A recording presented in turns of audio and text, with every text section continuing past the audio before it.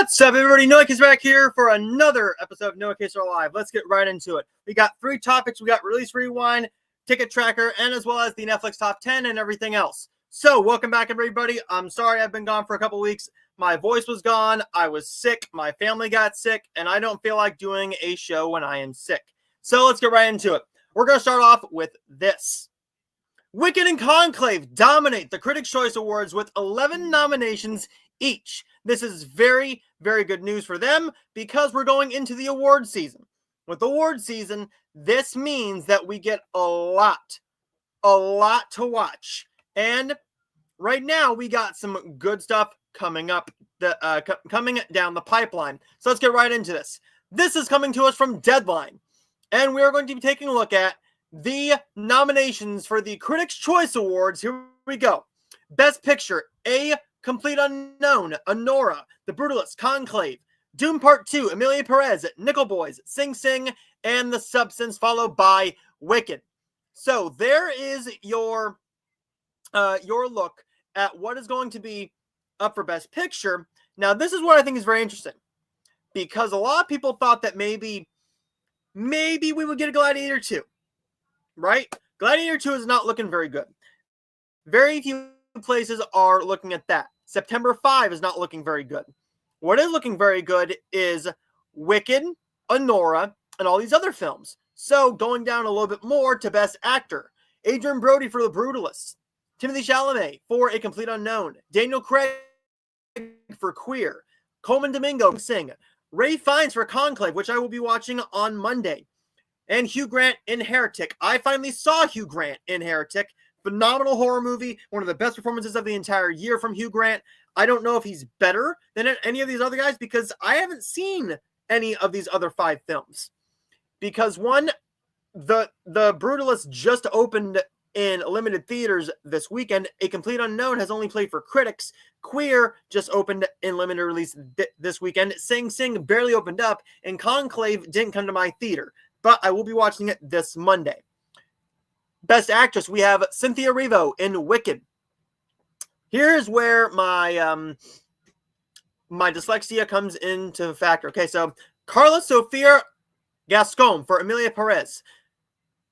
Marianne Jean-Baptiste for Hard Truths. Angelina Jolie for Maria. Mikey Madison in Anora. Demi Moore in the Substance. Best Supporting Actor. Yura Borisov for Anora, Kieran Culkin for A Real Pain, Clarence Macklin for Sing Sing, Edward Norton for A Complete Unknown, Guy Pearce in The Brutalist, and Denzel Washington in Gladiator 2. Best Supporting Actress, we have Danielle Deadwyler in The Piano Lesson, Anjanou Ellis-Taylor in Nickel Boys, Ariana Grande in Wicked, Margaret Qualley in The Substance, Isabella Rossellini in Conclave, and Zoe Saldana in Emilia Perez. Going down into the last of the acting categories, we have Best Young Actor and Actress. I'm just going to glaze with these movies because this isn't a massive category, but we will see some big players coming into factor, particularly Alicia Weir. She will be a big player, maybe a Isaac Wong, maybe a Zoe Ziegler, but acting ensemble, this is a big one. Acting ensemble, we have Anora, Conclave, Emilia Perez, Saturday Night Sing Sing, and Wicked. So, I think that's very intriguing because take a look at what we've gotten in past years. There hasn't been a whole lot with a massive cast. So, taking a look at Saturday Night, which I still haven't seen yet, I'll be watching that one on Monday as well. That is massive. Because if you take a look at what we've gotten in past years, a Barbie, right? A Killers of the Flower Moon. It hasn't been since really Trial of the Chicago 7 where there's been an ensemble that huge in a movie. It's mostly been like maybe 2, 3, 4 performances that really stand out and get all the nominations. Saturday Night, it's a team effort. Not that all movies aren't a team effort, but Saturday Night is multiple characters, multiple actors playing multiple iconic Saturday Night Live actors. So, going down here a little bit more to Best Director. Emilia Perez, Anora, Conclave, The Brutalist, Wicked, The Substance, Nickel Boys, and Dune Part 2. From what I've seen so far, I believe it should go to Denis Villeneuve for Dune Part 2. I really think so. I am seeing... I'm watching Honora on Tuesday. I'm seeing Conclave on Monday. I might watch The Substance on Monday. I don't know. And I have to watch Emilia Perez, which I have not heard the best things about, but it's getting all these nominations. Best Original Screenplay. Honora, September 5, The Brutalist, a royal pain. A real pain. The Substance and Challengers. Now, I want to bring this to your guys' attention, because what we have here is one of my favorite apps. I absolutely love this app. I use it all the time. I go through all my predictions. I change them up. What I think is very interesting now is that we have the Awards Expert app. And I use this thing all the time. So, I can tell you what I predicted to get a nomination. I can't tell you what I left out because I can't remember that far back. But so far, I'm doing pretty damn good. I got all 6 in Best Director. I got 9 out of the 10 for Best Picture. Going down here to our next category, we will just keep going. Okay, Best Adapted Screenplay. I got all 6 of these. So we had Emilia Perez, Wicked, Sing Sing, Nickel Boys, Conclave, and Dune Part 2. In Best Cinematography. Cinematography, I got 5 out of the 6. I got Nosferatu, Wicked, The Brutalist, Conclave, Dune Part 2, and Nickel Boys. So, what did I leave out? Dune Part 2 was in there. The Brutalist was in there. With Nickel Boys was in there. Conclave was in there. I forgot to put one in. I put in something else over Wicked, which I didn't think Wicked had a cinematography nomination coming. Best Production Design, this is one where I got all 6. So we had The Brutalist, Wicked, Conclave, Nosferatu, Gladiator 2, and Dune Part 2. Best Editing, I got 5 out of 6. The one that I left out of here was September 5. I didn't think that September 5 would get a whole lot of praise, but it's starting to build a little bit of momentum going into the awards season. Sean Baker, Honora, Challengers, Conclave, Brutalist, Dune Part 2, September 5 for Best Editing. Best Costume Design, I got 6 for 6 here as well. Costume Design, we have Conclave, Nosferatu, Maria, Wicked, Dune Part 2, and Gladiator 2. Best Hair and Makeup, I got 6 for 6 here. So we have Beetlejuice, Dune Part 2, The Substance, Wicked, Nosferatu, and A Different Man. Visual effects, I did not put in Better Man. So I got 5 out of 6 here, giving us the nominations of Gladiator 2, Wicked, Dune Part 2, Better Man, The Substance, and Kingdom of the Planet of the Apes. Oh, sorry. That is visual effects. What the hell am I reading? So, makeup and hairstyling. Yes, okay. So, there's makeup and hairstyling, and there was the visual effects. Animated feature, they did not do 6. They did not do 6. They only did 5, which is fine. I have seen 2 of these, and I believe that I've seen the best 2 that have the best chance to win, and that is The Wild Robot and Inside Out 2. Inside Out 2, I think, is the better film.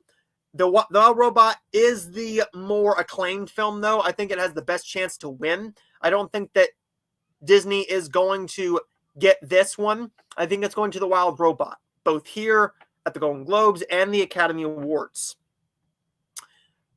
Best Comedy, A Real Pain. On the Award Expert app, they did not have that on there. But that's fine, brother, bro. I still love you. I keep on saying A Royal Pain. A Real Pain, Deadpool & Wolverine, Hitman, My Old Ass, Saturday Night, and Thelma.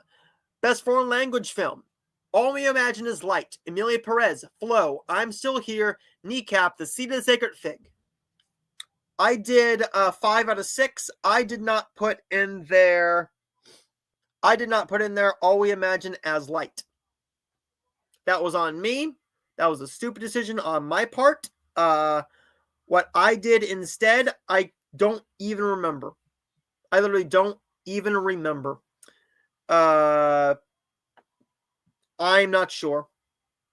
But going down here a little bit more, we have Best Song, Beautiful This Way.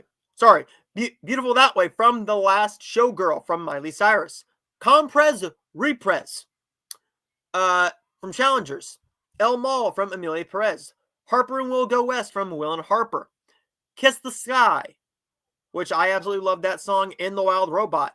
And Mi Camino from Amelia Perez. Best Score, Conclave, The Brutalist, Wild Robot, Amelia Perez, Challengers, and Dune Part 2. For score, I got all 6 of those right. So, leaving this here we go. Ready? 3 for A Complete Unknown. 1 for A Different Man. 3 for A Real Pain. 1 for Abigail. I don't think that really counts as a nomination for the Critics' Choice. It's just for a young actor/actress. Not saying it doesn't matter, but it's not that big of a category. All I Imagine Is Light, 1. Anora, 7.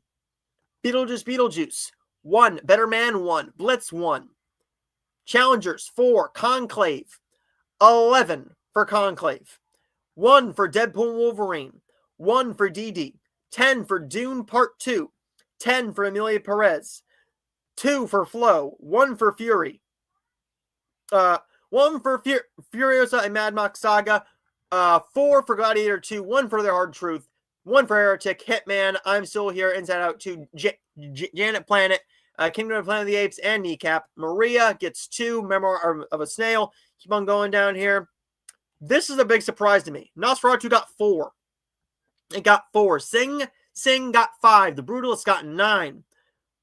But what I think is very interesting is that Wicked and Conclave get the most nominations with 11. That is saying something to me. That's massive numbers. That's massive. So, here we go.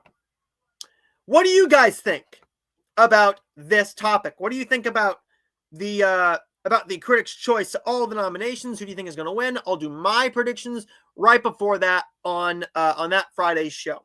So there you go, everybody. Let me know your thoughts in the comments down below, and let me know your thoughts. Going into the comments, we have some people in here. What's up, Luke? It's nice to see you. Welcome in, Michael. It's also nice to see you as well. And welcome in, Kal-El Daily. Also nice to see you as well.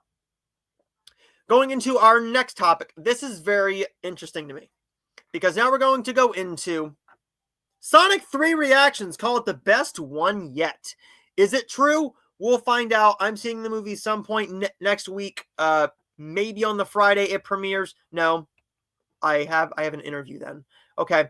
I will see that at some point. So let's get right into the Sonic 3 first reactions. What do you think these nominations? The nominations. What do you think all the reactions are going to be like? So let's get right into it.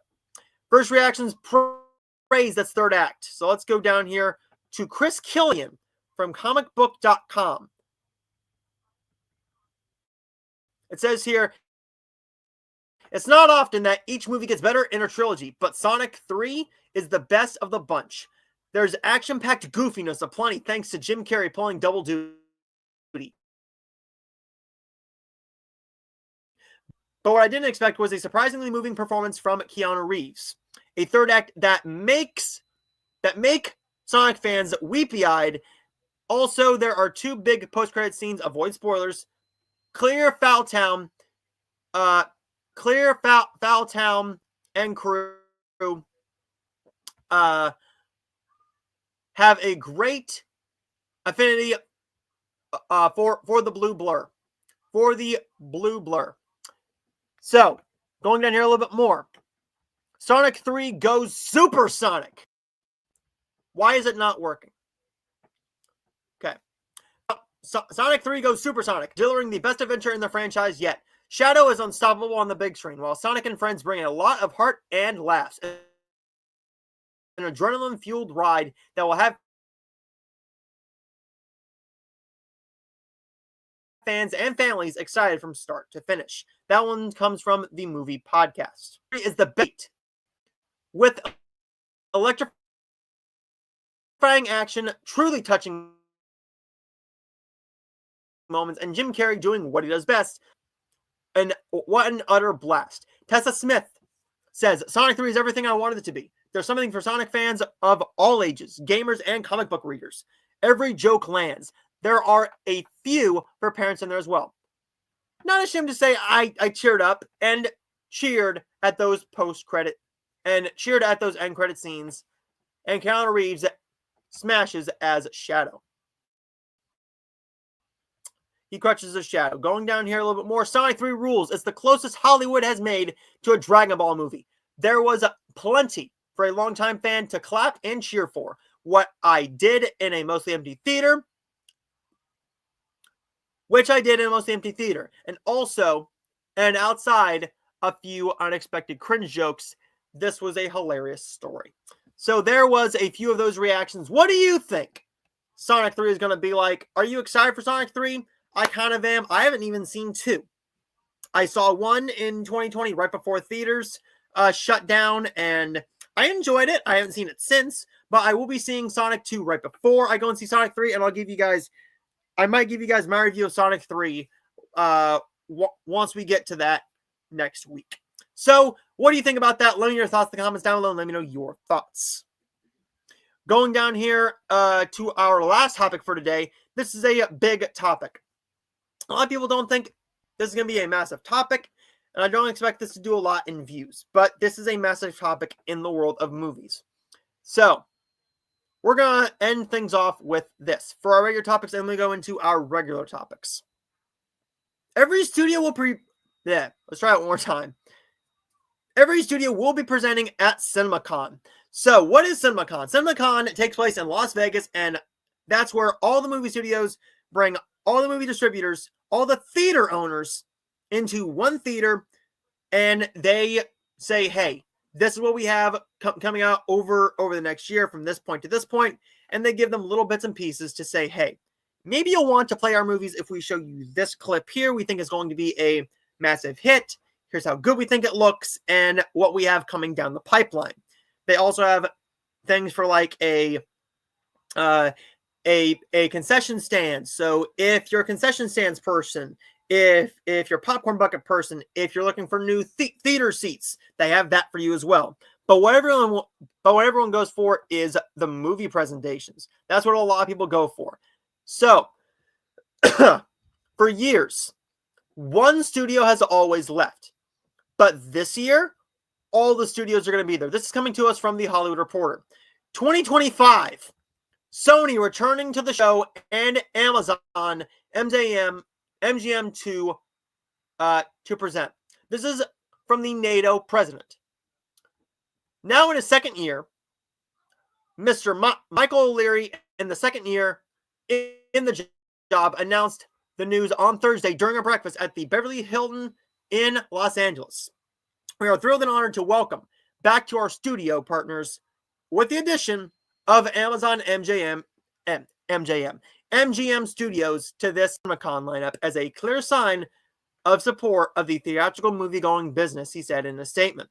So going down here, CinemaCon will take place, run through March 31st through April 3rd. Sony returns for the, it means the fourth. Let's try it one more time. Sony's return means the 4 remaining legacy studios will be participating. The others being Disney, Paramount Pictures, Universal Pictures, and Focus Features, alongside Lionsgate and Amazon Studios MGM, with additional programming to be announced. So what is CinemaCon? They show you clips of the upcoming films, and what that means is, so let's say that they have a new trailer for the Superman movie. Say we get the Warner Brothers, right? They go out there and they can show you the whole thing of Superman. They can show you the whole thing of Superman. What could Disney and Marvel do? Disney could show you the whole thing of, say, Echo. They could show you the whole thing of Thunderbolts, right? Maybe we get to the Lionsgate presentation and they get out there and they show you the whole thing of Ballerina. You get secret screenings for the people at CinemaCon. that's the big news here, because for somebody like me, I watch the John Campea show. I know what CinemaCon is. This is massive news because now Amazon is stepping into the soiree of going into the cinemas, going into the movie-going business. Instead of saying, hey, we're going to make these $100 million movies and put them right on Amazon Prime. MGM, Amazon did that with Red One. Didn't work out for them. Blink Twice, didn't work out for them. The Big Sick was sort of in theaters. That was a bit of an Oscar player. So it kind of works, it kind of doesn't. We kind of see what they got to do. But I think this is massive news that CinemaCon is going to have all the major studios and a new one coming in. What do I think could be down the pipeline? I think that Netflix should jump on it. I really, really do. Because apparently since Netflix is giving the Narnia movies, at least the first one, a theatrical release, I think you do that with your Oscar players. I think you do that with your Zack Snyder stuff. I think you do that with a TV show. I really think you do that. I really do. What do I think you do after that? I think maybe Netflix is the last one. Netflix is the last straggler. Amazon, they dug their heels on the ground and they went, no. And what is Netflix doing? Netflix is going, hey, if we want our movie to be up for Best Picture, we should probably release it in this market, in this market, in this market to find ourselves a nomination. Instead, what they're doing is they're doing that with only some of their, with a couple exceptions, right? Say for The Irishman. The Irishman was a Oscar player, though. That's a awards movie. You do that with your award movies. The Power of the Dog, Marriage Story, The Irishman, The Piano Lesson. You do that. But what you do is you also do that with Red One. Red. Help me out here. Red Notice. Red Notice. You do that with Red Notice. I really think you do. So, what do you do? Netflix should put their movies in theaters. They should go to CinemaCon and say, hey, this is all of the 20 movies we have coming out in theaters next year. Here's why you should play them. Here's what we have coming out. And shove them in there. Make better movies, first off, because your movies have not been all that hot. I think if you put something like a Hot Frosty in theaters, Hot Frosty might make a little bit of money. Right? Right? Maybe that Christmas, an animated Christmas movie. You get the animated crowd in there. You get the families in there. That's what happens. But let me know your thoughts in the comments down below. What do you think about CinemaCon having all the studios back and bringing in Amazon? Let me know your thoughts in the comments down below and let me know your thoughts. Take a little bit of a water break before we go into our wrap-up topics. Okay. So, we're going to move into one of your guys' favorite topics, and that is Release Rewind. So, what is Release Rewind? Well, Release Rewind is where we take a look at what came out 5, 15, 20, 25 years ago. Let's take a look at what came out all these years ago. I like to make you guys feel old, so let's get right into it. Going back to 2019, we had Jumanji, The Next Level, earning $795 million worldwide. Black Christmas 2019, bombing, only earning $18.5 million worldwide.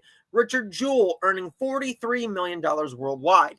2009, we had Invictus, which is a film I have not seen yet. I want to. It's on my watch list, earning $124.5 million. The Princess and the Frog earning $270.9 million. 1999, we had a perfect double feature, and I mean a perfect double feature here. I'm being facetious. The Green Mile earning $290 million, and Deuce Bigalow, Male Gigolo. I like that movie. I think it's stupid, but I like it. I don't enjoy the European Gigolo movie. That's a bad film. Going down here. And wrapping up Release Rewind in 1989, we have We're No Angels earning $10.5 million, $11 million for Family Business. The Wizard earning $14.2 million. and Blaze earning $19 million. So there's Release Rewind. Let me know your thoughts in the comments down below. Did I make you feel old? Do you like this segment? If you do, like that button. Hit that like button. Hit that subscribe button. I'll see all of you guys next time. So we're going to move into the comments. And we have Michael. Welcome in, Michael. It's awesome to see you. Are you looking forward to... Yes, I am looking forward to SmackDown tonight. I know they have a double taping. They have the... Oh, yep. Here we go. Are you watching Saturday night's main event tomorrow? Yes, I am. I am watching that. I have to. I want to see if there's going to be a title change. There might be a title change maybe in the World Heavyweight Championship. I don't see the WWE Championship being switched unless, like, The Rock comes out and screws Cody Rhodes over. But we will see what happens. Deuce Bigelow, a guilty pleasure. And I didn't... Okay, so you enjoyed both films. I enjoyed the male Gigolo. I enjoyed the European Gigolo just a little bit. It's been years since I've seen that film, though. I mean, it's been years, man. Oh, my God. But I might have to do a double feature.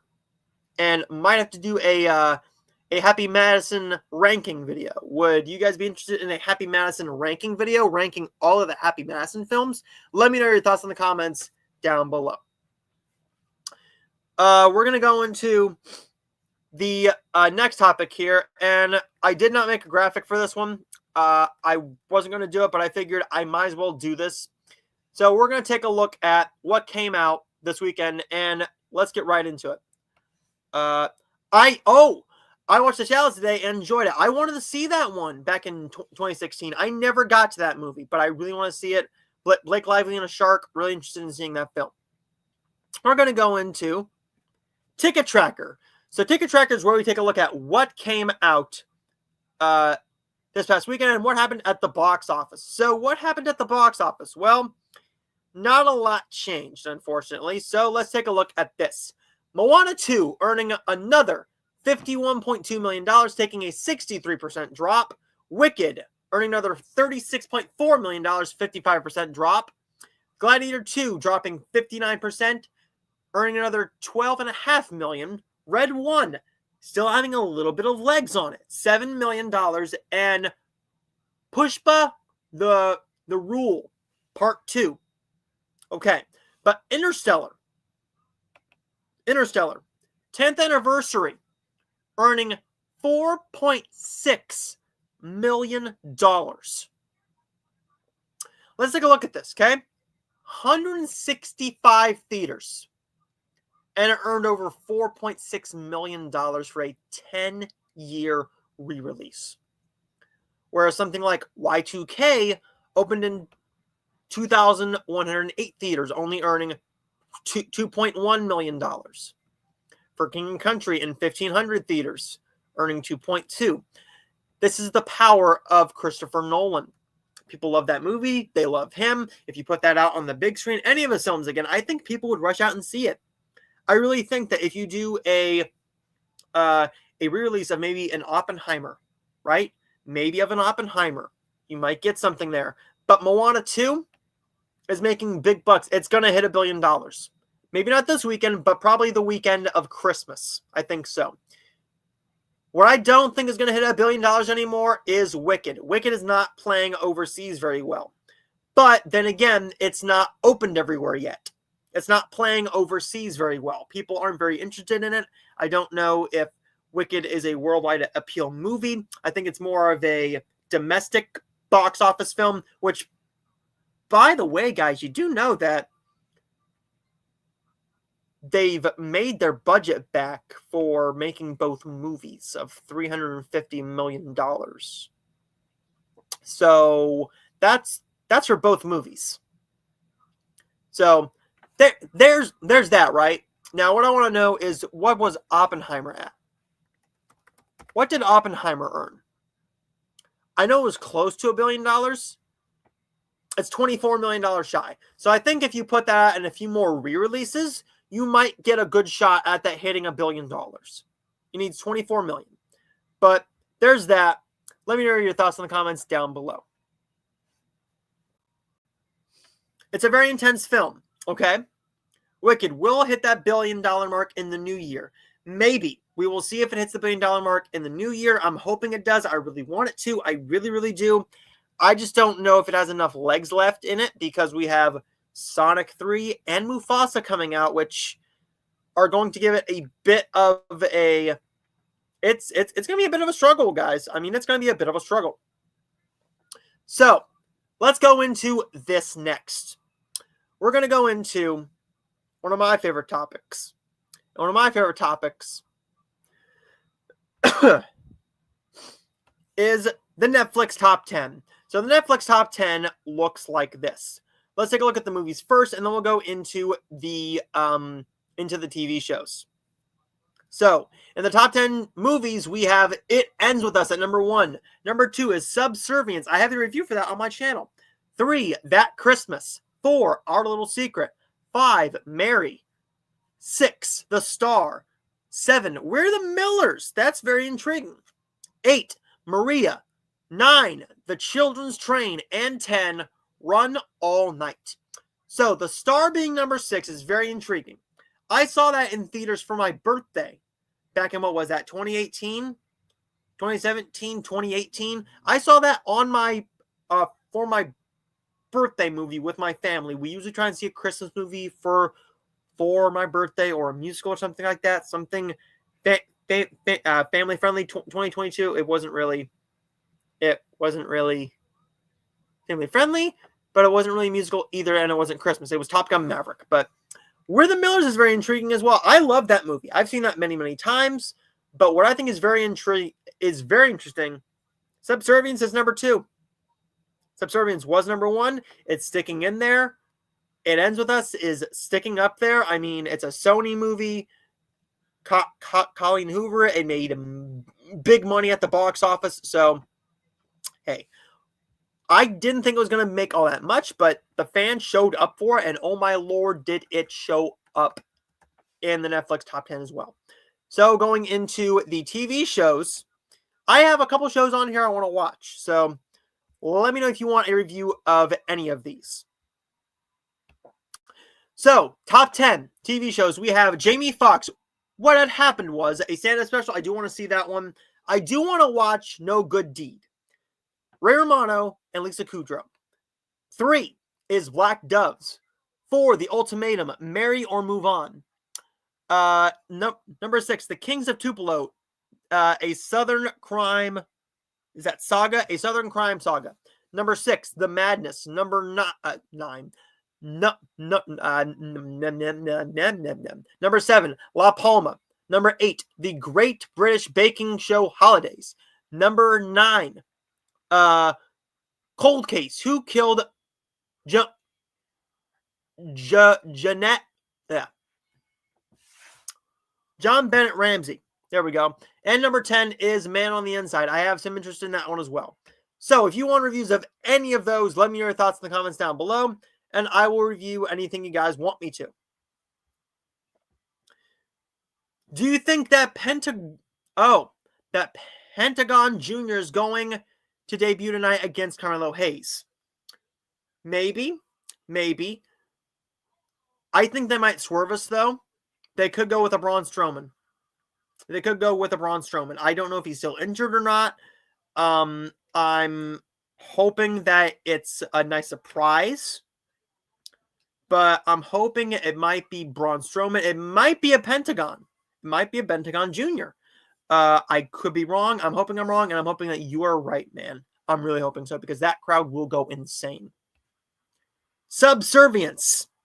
Yes.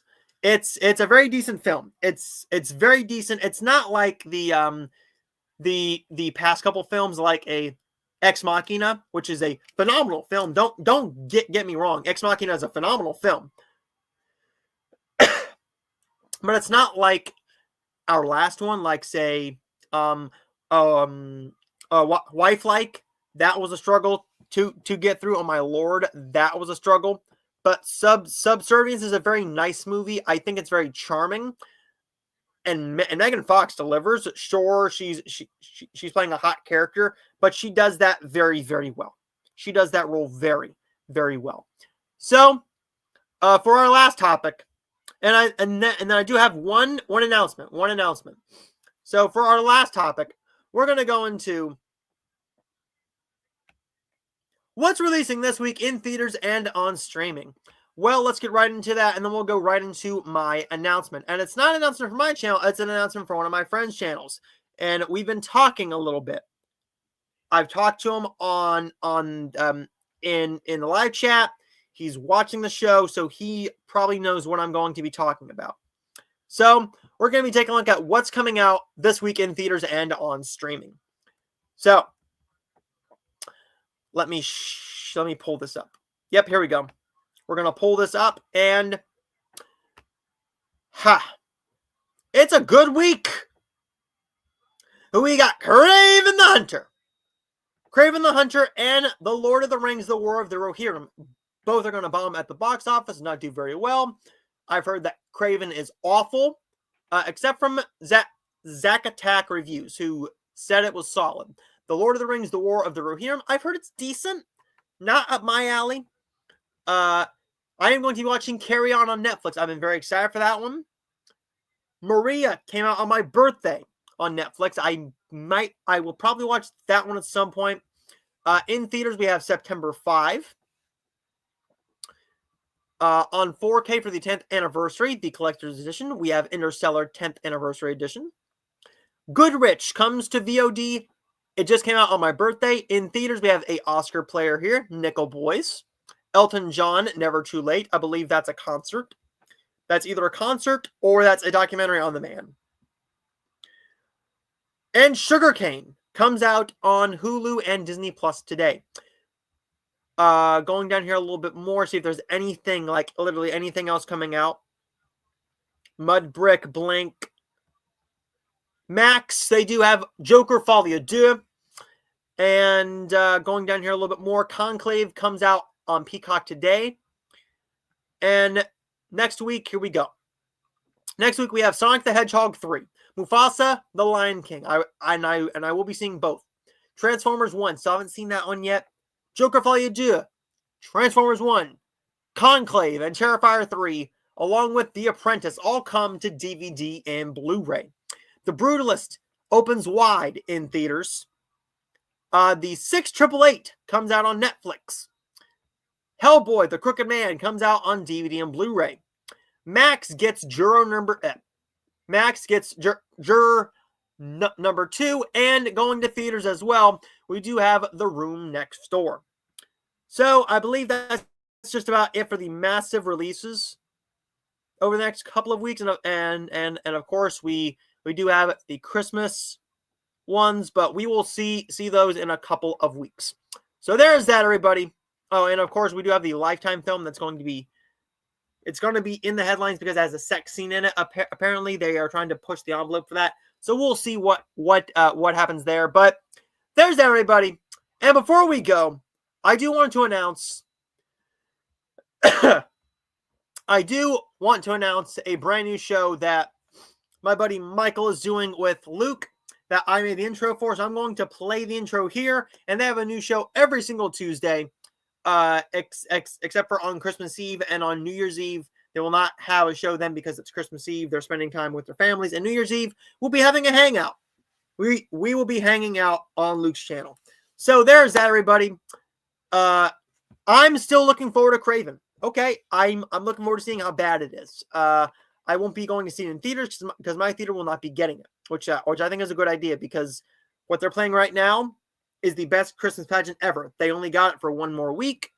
They had it for like they had it for 2 or 3 weeks when it first came out, but then they got it again because it did so well. And the schools around here are wanting to take the kids to go and see it because I'm pretty sure they read the book in school. So it's probably the best idea to take them for a free day and, well, for a free morning or the free afternoon and play that for them and let them have a free movie. So we are going to play one more thing and then we will wrap this show up. So on Luke's channel, they have a brand new show every single Tuesday. And I made the intro for it. So check this out and let me know what you think. And check them out every Tuesday at 8 p.m. on the Luke Ponto channel. Here we go. I'll give you hell 'cause the rules were given. I didn't take them, but I'm breaking them all. I'll give you hell 'cause the rules were given. Racing Valley, just do what you're told. And like I already said, guys, check them out every single week on the Film Fanatics podcasts. And that will be on Luke Ponto's channel every Tuesday at 8 p.m. And as always, like, subscribe if you're new. And thanks for the plug for the show, man. Thank you guys. You guys plugged my show, said that I was a big inspiration for your guys' show, and that's awesome. I hope your show does very, very well, and I will be on that show at some point. I just couldn't be on the first episode because I had to work, but check them out on the Luke Ponto channel every single Tuesday at 8 p.m. starting. Well, they have the first episode, and then they have another episode this Tuesday, and then they will start back up on January 7th. So, as always, guys, like and subscribe if you're new. See you next week, because I'll have a bunch to talk about. We will be talking about some of the Oscar players, including Honora. I will possibly be talking about some Hallmark Christmas movies. I'm trying to get out of the Christmas reviewing game, but more reviews coming your way. And I have a top 10 best and worst movies of 2024 stream coming up very, very soon with a special guest. You guys will see him in a couple of weeks. But as always, guys, like and subscribe if you're new, and I'll see you guys next time. So where do you go when the fire is low?